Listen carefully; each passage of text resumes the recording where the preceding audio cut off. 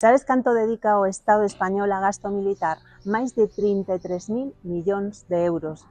Incrementou en 10.000 millóns no último ano. Isto é unha auténtica barbaridade. Pensa que con esos cartos poderíamos pagar durante moitos anos toda a sanidade pública e toda a educación pública do noso país. Estamos, por lo tanto, nun momento no que temos que frear esta escalada militarista e belicista que o único que está traendo é conflictos no mundo e que está xerando desigualdades e sufrimento.